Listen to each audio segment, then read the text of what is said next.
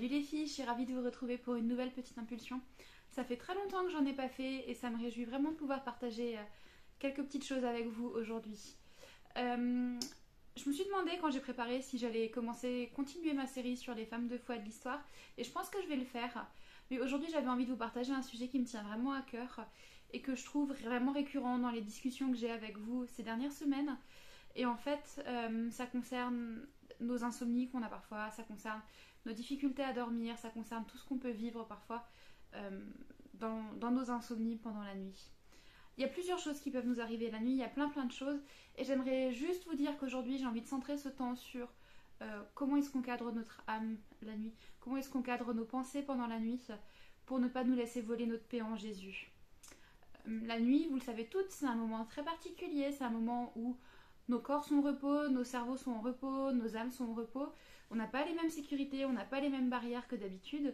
Et c'est beaucoup plus facile pour nos âmes et nos pensées de partir dans tous les sens. Et c'est beaucoup plus difficile pour notre esprit de les cadrer. C'est pas un scoop, je pense. Maintenant, on n'est pas obligé de rester victime de tout ça. Et j'ai envie de nous dire que on peut toutes apprendre comment se positionner par rapport au fait de recadrer nos âmes, de recadrer nos pensées pendant la nuit. Je vais juste faire un petit aparté en vous disant aussi que la nuit, oui, parfois certaines d'entre nous sont attaquées spirituellement aussi. C'est pas l'objet de ma vidéo aujourd'hui, parce que je pense que ça mériterait qu'on y consacre un enseignement plus long, mais pas forcément un enseignement dans le cadre des impulsions. Mais en tout cas, j'ai juste envie de vous dire que si ça vous arrive, vous n'êtes pas folle. Ça existe, c'est réel.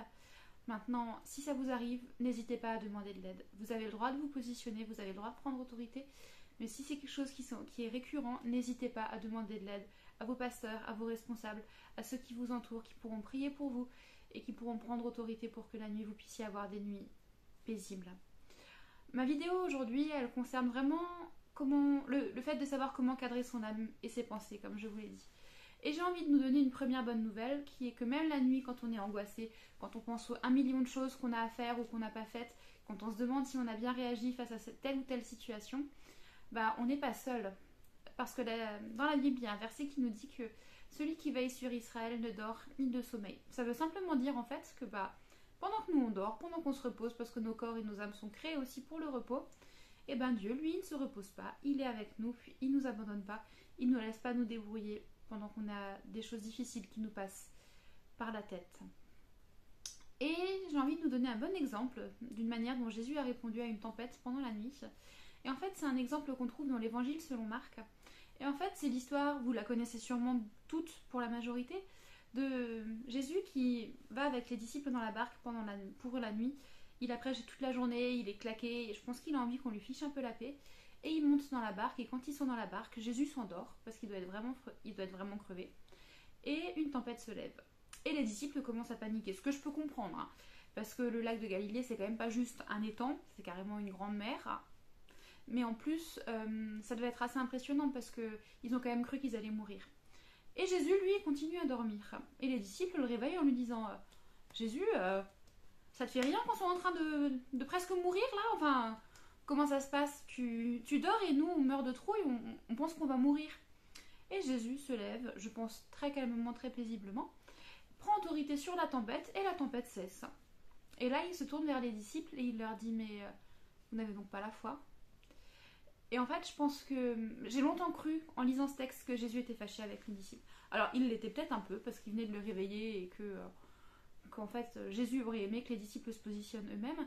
Mais je pense surtout que Jésus était attristé parce que les disciples lui ont quand même dit, en fait, mais Jésus, tu t'en fiches qu'on meure. Et je pense que c'est ça qui a peiné Jésus, en fait. Les disciples l'auraient peut-être réveillé en lui disant, Jésus, on a besoin d'un coup de main. Il aurait peut-être pas été aussi radical, il aurait peut-être pas été aussi tranchant. Mais quoi qu'il en soit, Jésus s'est réveillé, les disciples lui ont demandé de l'aide, la tempête s'est calmée parce que Jésus était avec eux. Et j'ai envie de nous dire que c'est un bon exemple de ce qu'on peut traverser la nuit et d'une attitude qu'on peut avoir la nuit. Les deux, l'attitude de Jésus et celle des disciples, sont des bons exemples. L'attitude de Jésus parce qu'il nous rappelle juste que même dans les tempêtes de nos vies, que ce soit le jour, la nuit, quand nos pensées partent dans tous les sens, on peut rester dans la paix, on peut rester dans le repos que Dieu nous donne parce qu'on est ses enfants. Et parce que finalement notre identité c'est d'être ses enfants. C'est pas les choses extérieures difficiles qu'on vit. Toutes ces choses n'atteigniront jamais qui on est en fait. On est des enfants de Dieu, on est des frères et des sœurs de Jésus. Et ça ne changera juste jamais. Et la deuxième chose, c'est les disciples qui n'hésitent pas à réveiller Jésus. Les disciples, alors, ils n'ont peut-être pas dit les choses correctement, ils ont peut-être pas... Voilà. Mais en tout cas, ils ont eu le bon réflexe en réveillant Jésus et en lui demandant de l'aide. Et je pense qu'en fait, nous aussi, on peut apprendre à demander de l'aide à Jésus. La nuit, quand on ne dort pas, quand on a l'impression qu'on est titillé, quand on a l'impression que nos pensées partent dans tous les sens, on a le droit de lui demander de l'aide. Mais on a aussi le droit et le devoir d'apprendre à nous positionner dans notre identité, à nous positionner en tant que femme, en tant que fille de Dieu, pour dire à nos pensées, pour dire à notre âme, maintenant, ça suffit, tu te calmes, tu te détends, tout va bien, tu es en sécurité. Et je crois qu'en fait, c'est un apprentissage qui est long, qui est compliqué. Moi aussi, j'ai eu des périodes de ma vie où je dormais mal. C'est pas... Je pense que ça arrive à tout le monde. Et ça a été un apprentissage d'apprendre à soumettre mes pensées, d'apprendre à recadrer mon âme la nuit aussi pour qu'elle ne parte pas dans tous les sens et pour que je puisse vraiment rester en paix.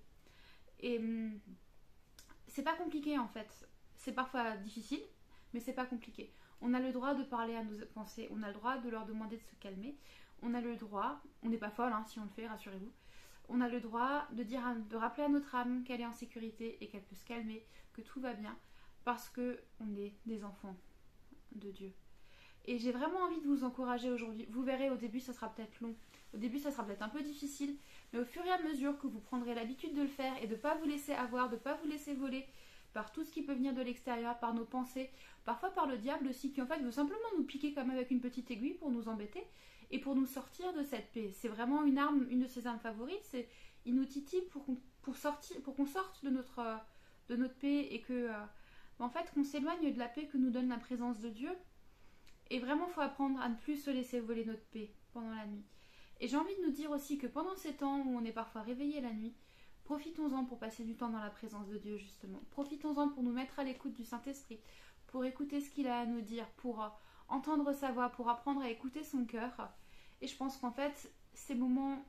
Alors, pour certaines, ils vont peut-être s'estomper, parce que nos âmes auront appris qu'elles sont... On aura appris à nos âmes qu'elles sont en sécurité, on aura appris à se positionner pour justement nous laisser, de ne plus nous laisser voler notre paix.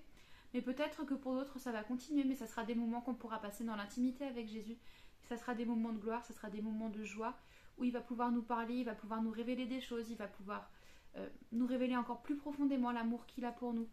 Et je crois que le Saint-Esprit peut tout faire.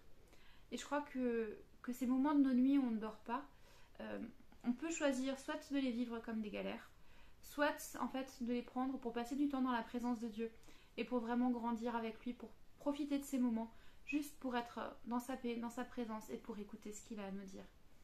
J'ai vraiment seulement esquissé le sujet, je ne vais pas m'attarder plus longtemps. J'ai été ravie de vous retrouver, j'espère que ces quelques petits conseils pourront vous aider. Je vous retrouverai très bientôt pour une prochaine petite impulsion. En attendant, soyez bénis et à très bientôt. Bye bye.